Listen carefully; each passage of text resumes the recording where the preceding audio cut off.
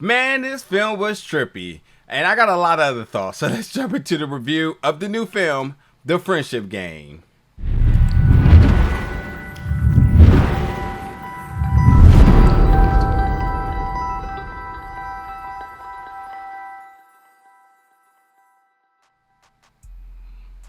What's up, folks, and welcome back to the channel today for another review. And today we're going to be reviewing the new film, The Friendship Game, which is going to be in theaters, on demand, and digital November 11th.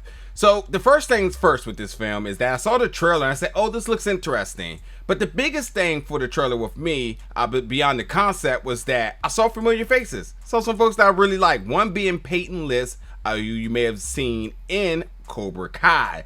She plays Z or Zuza or Susan. She has a couple of different names in this. And she's alongside a couple of other folks, one being Brendan Meyer and another being Kaitlyn Juana, who you may have seen on The Flash. She plays Cotton. And it's a group of 4 kids. And I gotta say, like, the concept of this seems a little bit far-fetched, but if you remember your time in high school, we all had that one friend who was always testing the limits, always wanting to do something out of the box, and quite frankly, probably got you into some trouble. And this is sort of where we go down in this path, which I'll break it all down in a minute.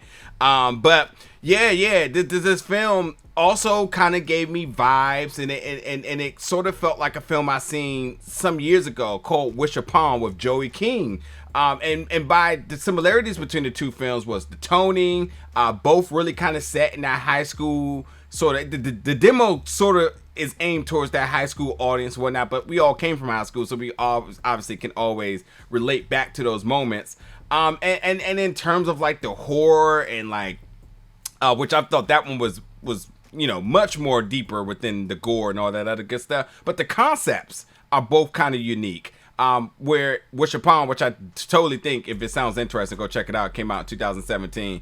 Was about a young lady who basically found this box, and the box gave her 7 wishes to get whatever she wanted. But every time that she used the wish, somebody around her died. In this, you have these 4 friends who they get this box, or this cubish looking thing, this object, from a yard sale, and at the yard sale, the lady's like, listen, this is a test of your friendship, and if you all want to prove that your friendship can withstand the test of time and so on, play the game.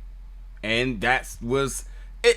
Listen, it sounds like an odd thing to say, like, why would I want to prove my friendship? But understanding that these are 4 friends who are getting ready to all explore life. Like, after this summer, everybody's going to go their own way. So this is like them just kicking it in the house, and they're just like, yo, I got this idea. Let's just play this game, whatever the game is. And basically the game does have rules and ramifications, which in this case, like I said, your friendship survives and you're good. If your friendship don't survive the game, neither will you. That's the rules here. And upon everybody touching this object, this cubish looking object or whatnot, you have to tell it your deepest desires, and you have to tell the truth. And doing that will reveal some things that could be hard for one another. But at the same time, again, if your friendship can withstand this, then you win the game, and then your friendship will withstand the test of time. So I get it. But the reason why this movie is a little bit trippy, because it's sometimes really hard to tell what's real and what's not real because of the different perspectives that you're getting. So let me now really get into the deeper things here. When you start off this film, like they start you out right in the trenches of things. Like, they at the yard sale, the lady's like, here's the thing. They go back and then they start to use it. And then the film was kind of broke up in chapters where we see each of the 4 characters kind of the visualizations of their deepest desires. And so you have that, you have what's happening in terms of them playing the game, and then you have this hacker guy who's accessing Cotton's camera, watching the whole thing. And that's a little bit trippy too, because some of the stuff that he's seeing, we don't actually see. And so he's like watching footage of things we haven't seen, and then there's some other little trippy factors and stuff that's kind of happening with that. So a lot of different things are kind of happening all at once. So Cotton then also goes disappears, and now they're trying to figure out what happened to our friend. and they are still playing the game. So now it's a little bit hard to tell if this is actually visuals of what's actually happening, or is this the visuals that the game is showing them based on their deepest, darkest desires, you know? And it's just a lot of that kind of going on. So that's why I said it's a little bit trippy, because like for the viewers, you're kind of like, wait, is this actually really happening, or is this actually a vision from the object? And it kind of teeters between the two, where it's really hard to tell what's actually really just happening in real life. So, but yeah, I did appreciate that the film did not waste any time into the build. I mean, again, the beginning of the film, you're right in the mix of things. Like, they get the object and they go back and start playing it. Not no random 25 minutes of trying to discover this object and the origins of this object. Nope, you're getting right into it. And I thought the concept the first time was okay, but going to watch it again, I was like, okay, this is interesting.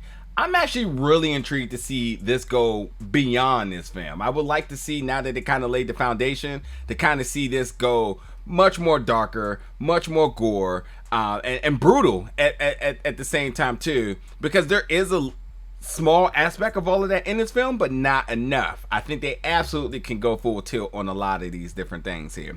But I did like the performances as well too. Again, I thought that Peyton was good. I thought that the four of them, period, Peyton, Brendan, Kelsey, Kaitlyn, all of them, I thought they all brought something that really made this film work and interesting. And I think that the portrayal of their friendship, everyone also having like very sort of distinct personalities, like Kelsey's character, Courtney's like, I'm not playing this game, and I'm like, listen, I agree, I wouldn't be for this. But that's where things start to get blurred between what's reality and what's not reality, because there's some real ramifications happening, as the game states. If you're not honest, then you know it's going to start exposing that. It's going to actually start showing you some things that you don't want to see. And that's like the tough truth to all of this, is that you don't want to have these destructive consequences come about because you're not being honest. And folks are having some out-of-body experiences as well too, because of their own dishonesty with themselves.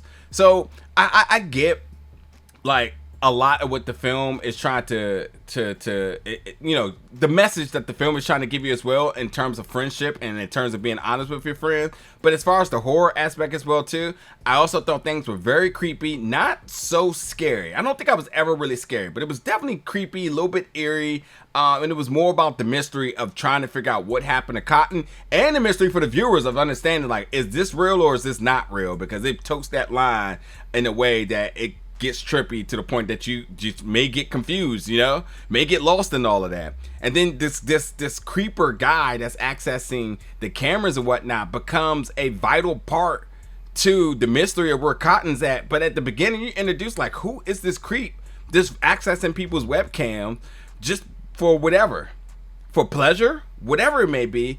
But it actually becomes useful, which is kind of like a think they just glorify people hacking other people's computers here. But anyway, I did like, in terms of production, I did like the low light shots. Some of the neon shots that they had was really cool.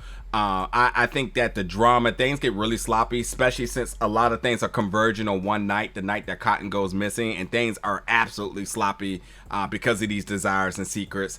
And I also think that like the surveillance aspect of it, when they're looking through the cam, that's also very eerie, because this, how they make it look, gives you kind of the creeps a little bit here, maybe pun intended.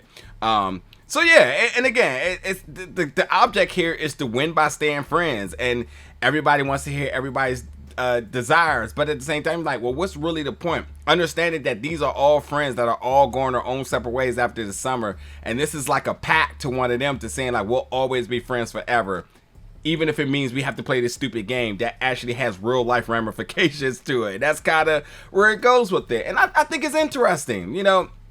Just kind of take your mind back a little bit to when you were in high school and remembering the things, the silly things that you would do with your friends, and this is just another example, except it just happens to be in a way where this little magical object thing out here taking blood from you, and with this blood pact that it has now, telling you that, hey, you need to complete the game. You gotta stay friends. You have to withstand the test of friendship. Otherwise, these things are going to start getting really real. So there's that. Anyway, folks, check out The Friendship Game again in theaters on demand and digital November 11th. Jump in the comments, let me know your thoughts about it. And as always, stay tuned for more reviews very soon.